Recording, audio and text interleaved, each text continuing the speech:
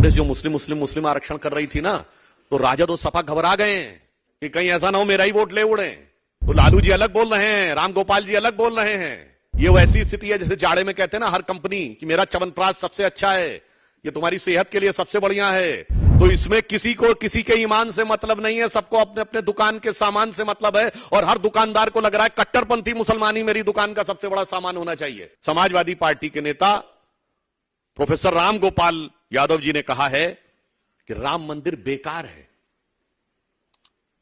तो मैं उनसे पूछना चाहता हूं कि उनको राम मंदिर बेकार लग रहा है तो समाजवादी पार्टी और इंडी गठबंधन से पूछता हूं, गाजियाबाद का हज हाउस अच्छा था, राम मंदिर बेकार है। आगरा का मुगल गार्डन बनवाया आपने, वो अच्छा था और राम मंदिर बेकार है। उत्तर प्रदेश के जिले जिले में आपने कब्रिस्तान बनवाए, वो अच्छे थे और राम मंदिर बेकार है। जबकि इस्लामिक मान्यताओं के अनुसार पक्की कब्र और कब्रिस्तान कुफ्र है। यह बुखारी की हदीस में बहुत साफ है, जो जाके कई मुस्लिम उलेमाओं से कंफर्म कर सकते हैं कि स्वयं मोहम्मद साहब ने कहा है कि कोई पक्की कब्र नहीं होनी चाहिए, मगर उसके बावजूद वो कब्रिस्तान बनवाना अच्छा था और राम मंदिर बेकार है। इनके लिए वो उत्तर प्रदेश अच्छा था जो मुख्तार अंसारी, अतीक अहमद, अबू सलेम और छोटा शकील के लिए जाना जाता था।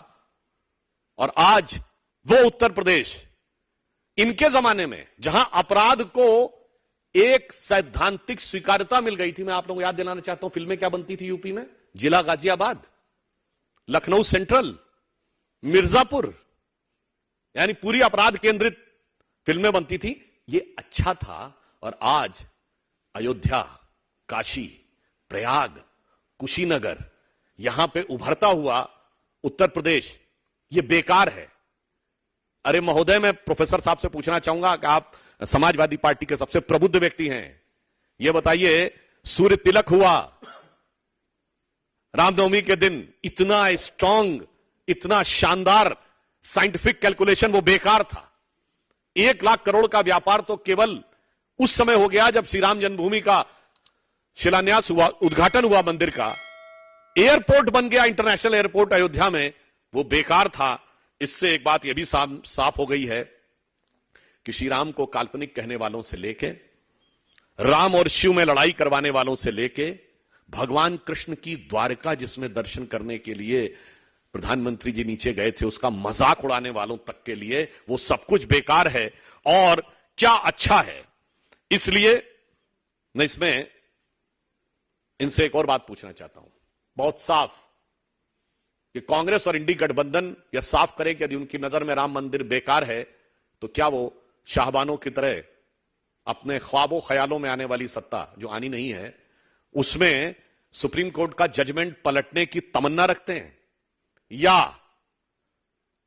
कोई कानूनी पेच निकालकर जैसे 1949 में श्री राम मंदिर पे ताला लगवा दिया था, वैसे ताला लगवाने की तमन्ना रखते हैं। मैं पुनः रिपीट कर रहा हूं, राम मंदिर के लिए बेकार शब्द प्रयोग करने वाले उत्तर भारत में उनके सबसे बड़े सहयोगी दल और इंडी गठबंधन से मैं पूछना चाहता हूं कि आप राम मंदिर पर दोबारा ताला लगाने की तमन्ना रखते हैं? तो मैं यह भी बताना चाहता हूं एक और बात आपको, यह एक्चुअल में लड़ाई जानते क्या है? इनको मुस्लिम समाज से भी कोई लेना देना नहीं है। यह इंडी गठबंधन के दलों की आपस की लड़ाई है।